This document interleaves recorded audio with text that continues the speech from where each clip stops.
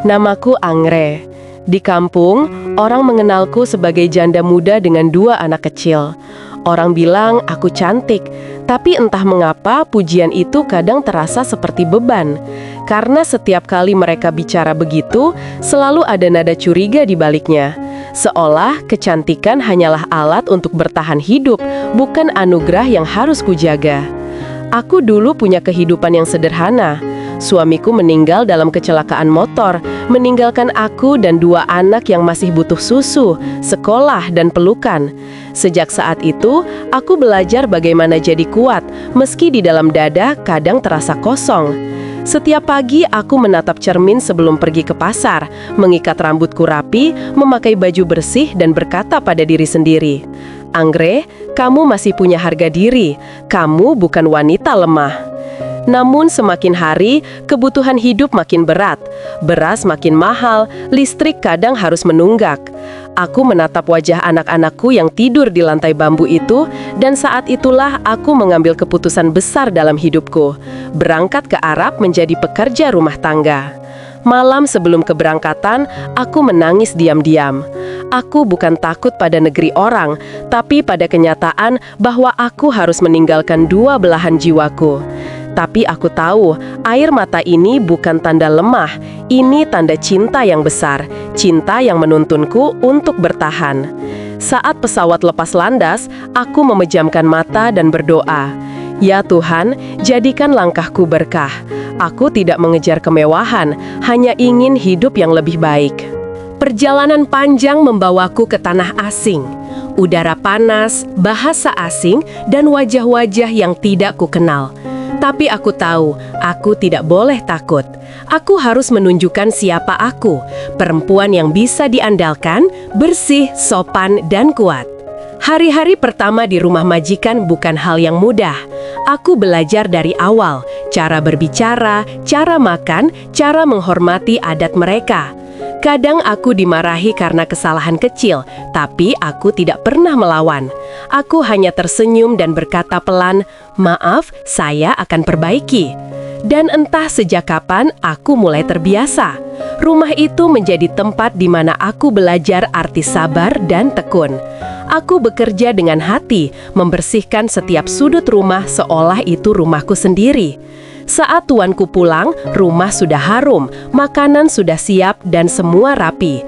Aku tidak hanya ingin mereka puas, aku ingin mereka melihat bahwa wanita dari negeri jauh ini punya harga diri, punya semangat. Malam-malam di kamar kecilku sering kuisi dengan doa dan kerinduan. Aku rindu anak-anakku, tapi aku tahu setiap keringat yang menetes akan berubah jadi masa depan untuk mereka. Dan disinilah kisahku sebenarnya dimulai. Aku tidak tahu, dari kerja keras dan ketulusanku itu, takdir sedang menyiapkan sesuatu yang tak pernah kubayangkan. Perasaan yang perlahan tumbuh di antara 2 dunia yang berbeda. Namaku Angre, dan inilah kisahku di negeri jauh yang mengajarkanku arti keteguhan hati. Hari pertama aku menginjakkan kaki di rumah besar itu, rasanya seperti masuk ke dunia lain. Pintu-pintu tinggi, lantai marmer yang mengilap, dan aroma bunga yang asing di hidungku.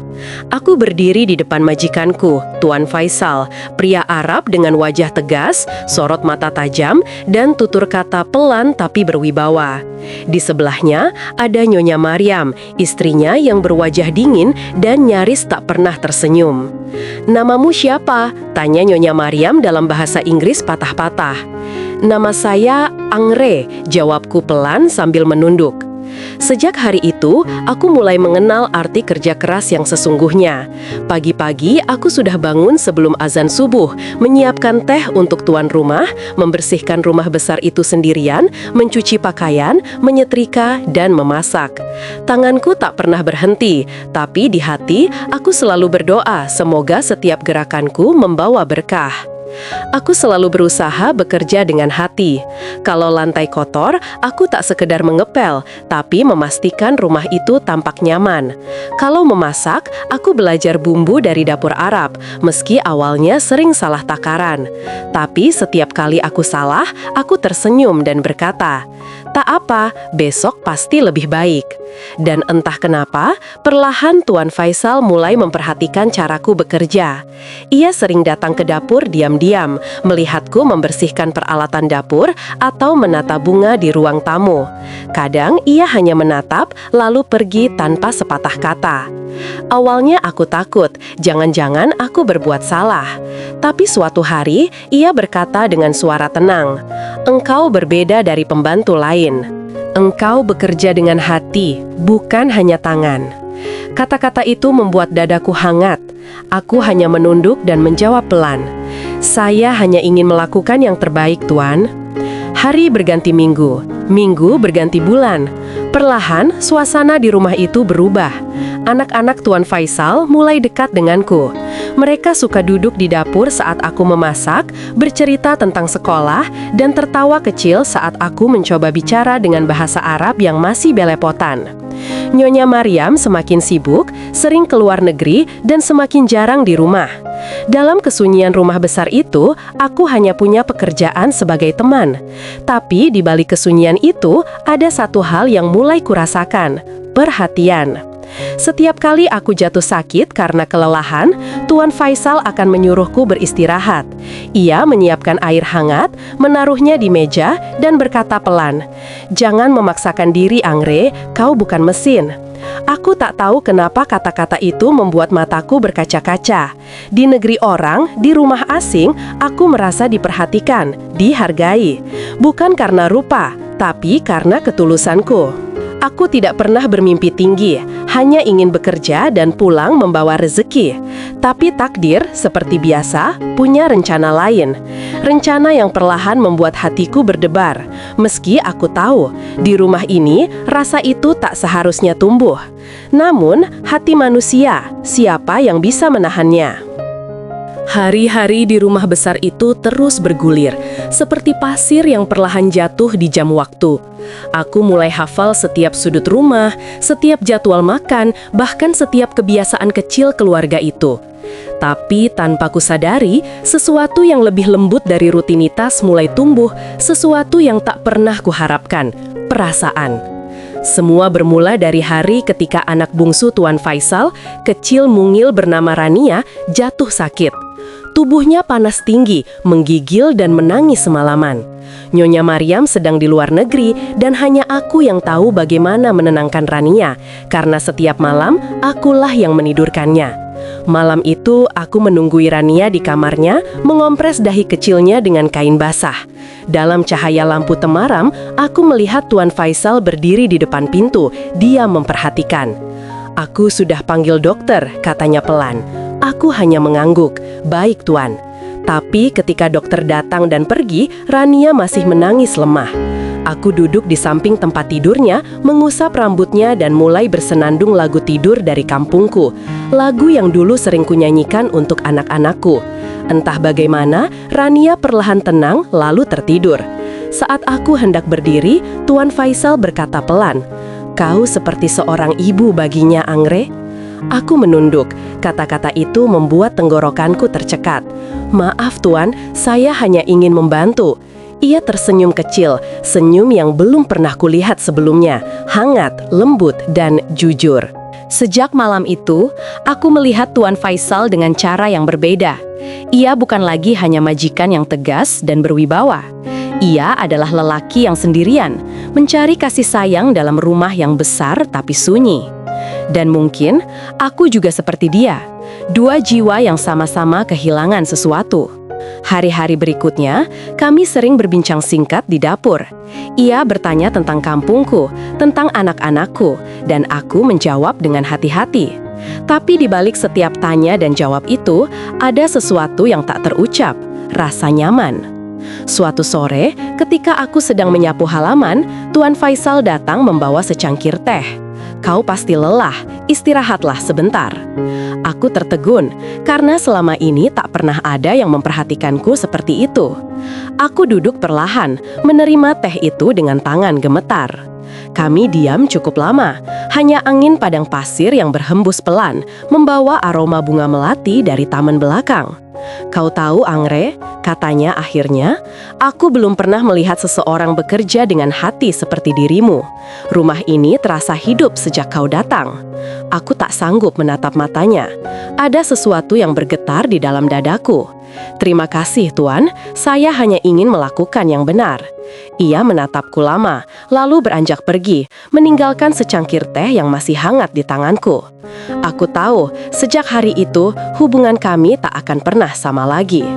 Sejak malam itu, setiap kali aku berdoa, aku selalu berkata dalam hati, "Ya Tuhan, jika ini ujian, kuatkan aku. Jika ini takdir, tuntun aku agar tetap suci dalam niat."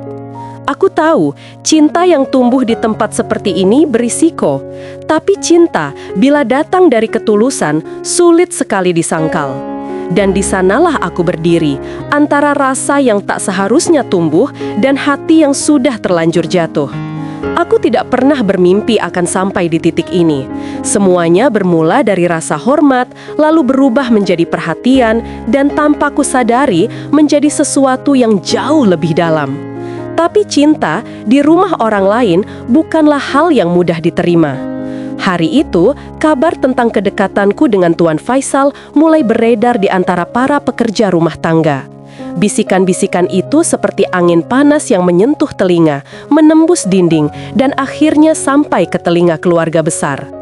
Aku dengar Tuan Faisal terlalu dekat dengan pembantunya, begitu katanya. Dan dari situ, badai pun dimulai. Nyonya Mariam pulang mendadak dari luar negeri. Tatapan matanya dingin seperti baja saat melihatku berdiri di ruang tamu menunduk sopan. Ia tidak berkata apa-apa di depan orang, tapi malamnya aku dipanggil ke ruangannya. "Sejak kapan kau berani melupakan batasmu, Angre?" Suaranya pelan tapi menusuk. Aku gemetar, menatap lantai. "Saya tidak bermaksud apa-apa, Nyonya. Saya hanya..." "Cukup," potongnya tajam. "Kau pekerja di rumah ini, bukan wanita yang pantas menatap suamiku." Aku menunduk, menahan air mata.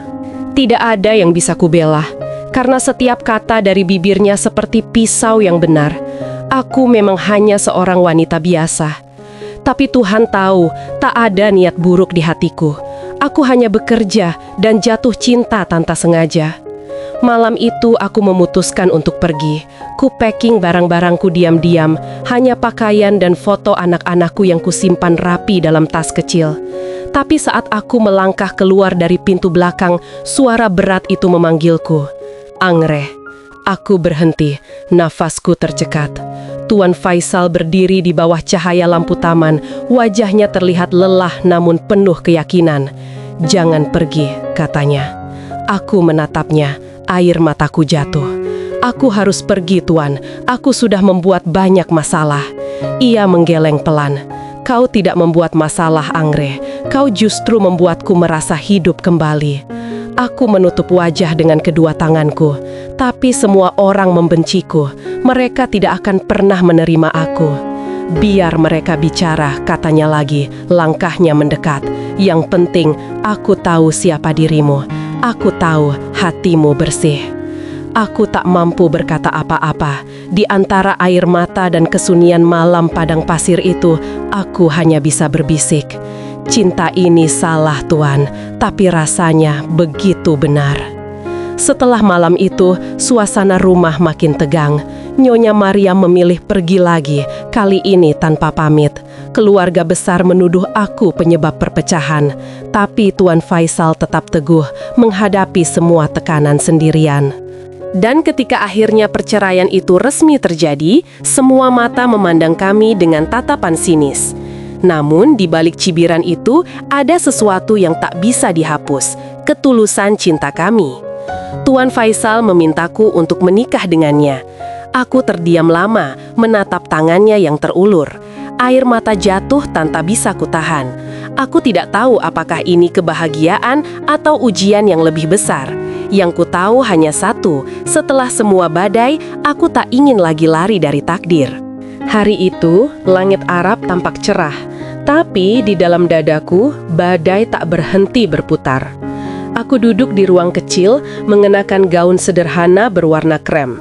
Di luar, beberapa orang berbisik-bisik. Sebagian mengolok, sebagian menganggapku wanita tak tahu malu. Tapi aku tidak lagi peduli.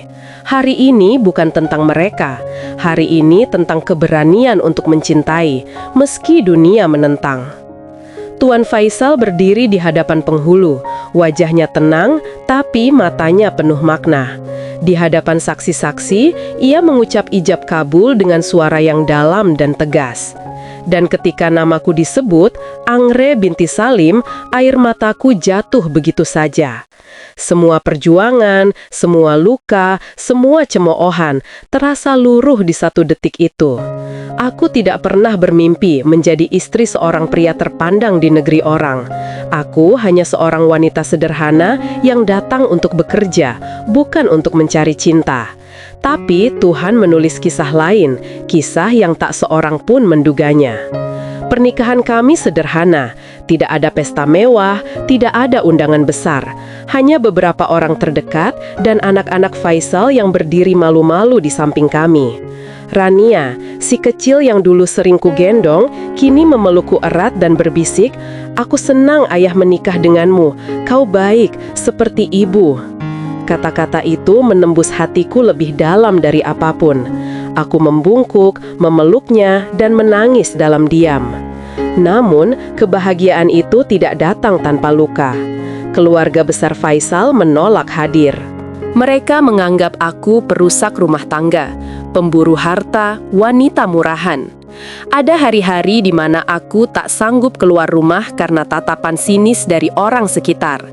Tapi setiap kali aku goyah, Faisal selalu menggenggam tanganku dan berkata pelan, "Biarkan dunia menilai, kita tahu kebenarannya." Dan benar saja, perlahan waktu mengubah segalanya. Aku tidak tinggal diam, aku tetap melakukan pekerjaanku, mengurus rumah, menyiapkan makanan, membantu anak-anak belajar. Aku tidak ingin dikenal karena statusku, tapi karena ketulusanku. Hari demi hari, orang-orang mulai melihat perubahan itu. Anak-anak Faisal tumbuh bahagia, rumah terasa lebih hidup. Bahkan tetangga yang dulu memandang sinis mulai menyapa ramah setiap kali aku keluar. Beberapa dari mereka berbisik, perempuan itu memang beda, dia bukan pencari harta, dia membawa ketenangan. Aku tidak pernah membalas dengan kata-kata, aku hanya tersenyum, karena aku tahu kebenaran tak perlu dijelaskan, cukup dibuktikan. Suatu sore saat matahari tenggelam di balik bukit pasir, Faisal menggenggam tanganku. "Aku tidak pernah menyesal menikahimu, Angre," katanya. "Kau membuat rumah ini hidup, dan aku merasa punya alasan lagi untuk tersenyum." Aku menatapnya lama, lalu berkata pelan, "Aku pun tak menyesal, Tuan, karena dari semua perjalanan hidupku, mencintaimu adalah bagian yang paling berani." Kami berdiri di beranda rumah menatap langit jingga yang perlahan berubah menjadi malam. Dan untuk pertama kalinya, aku merasa benar-benar pulang, bukan ke negeri asal, tapi ke hati seseorang yang menerima aku apa adanya. Sudah bertahun-tahun berlalu sejak hari itu, hari ketika dunia menentang kami, tapi kami memilih untuk tetap saling menggenggam. Sekarang, setiap kali aku menatap ke sekeliling rumah ini, aku hanya bisa tersenyum kecil. Semua terasa hangat, hidup, dan penuh cinta. Di halaman depan, suara anak-anak berlarian. Rania kini sudah remaja, dan di antara mereka ada satu bocah kecil, darah dagingku dan Faisal, hasil dari cinta yang dulu dianggap mustahil. Aku sering berdiri di jendela, memandangi mereka bermain, dan setiap kali angin padang pasir bertiup, aku selalu teringat perjalananku dulu. Dari kampung kecil yang miskin, menjadi seorang janda yang hampir putus asa, hingga akhirnya Tuhan menempatkanku di tanah asing. Bukan untuk sekadar bekerja, tapi untuk menemukan arti cinta sejati. Banyak orang dulu berkata aku tak akan bahagia. bahwa cinta kami akan hancur oleh perbedaan, oleh pandangan orang, oleh masa lalu yang kelam. Tapi nyatanya, cinta kami justru tumbuh dari luka-luka itu. Kami tidak hidup dalam kemewahan, tapi kami hidup dalam ketenangan, sesuatu yang dulu hanya bisa kupanjatkan dalam doa. Faisal kini lebih sering di rumah. Ia suka duduk di teras sambil membaca Al-Quran atau sekadar menatap anak-anak bermain. Kadang ia menoleh padaku dan tersenyum, senyum yang masih sama seperti dulu, lembut, tulus, dan penuh kasih. "Anggrek," katanya suatu sore, "kalau dulu aku tidak menahanmu pergi, mungkin hidupku sudah kosong lagi." Aku tersenyum, menatap langit yang memerah di ufuk barat. "Kalau dulu aku tidak berani bertahan, mungkin aku tidak akan tahu arti cinta sejati, Tuan." Kami saling diam, hanya membiarkan waktu berjalan. Dari kejauhan, azan maghrib terdengar menggema. Aku menutup mata, mengucap syukur dalam hati. Syukur atas setiap air mata, atas setiap ujian, atas setiap langkah yang membawaku sampai di titik ini. Malam itu, setelah anak-anak tertidur, aku membuka kotak kecil di lemari. Di dalamnya, ada foto dua anakku dari pernikahan pertama yang kini sudah dewasa dan bekerja di Indonesia. Di sampingnya, ada foto kami sekeluarga. Aku, Faisal, Rania, dan bayi kecil kami tersenyum di depan rumah. Aku tersenyum melihatnya. Lalu, aku menatap keluar jendela, ke langit yang bertabur bintang. Dalam bisikan yang hanya kudengar sendiri, aku berkata pelan, "Dulu, aku berangkat ke Arab hanya untuk mengubah nasib, tapi ternyata takdir mengubah hidupku sepenuhnya. Aku tidak hanya menemukan pekerjaan, aku menemukan cinta, keluarga, dan diriku yang baru." Angin malam berhembus lembut, membawa aroma pasir dan bunga melati. Aku menutup mata, memeluk diriku sendiri, dan untuk pertama kalinya dalam hidupku, aku benar-benar yakin Tuhan tidak pernah salah menulis takdir. Ketulusan, kerja keras, dan cinta sejati akan menemukan jalannya, meski di tempat yang paling tak terduga.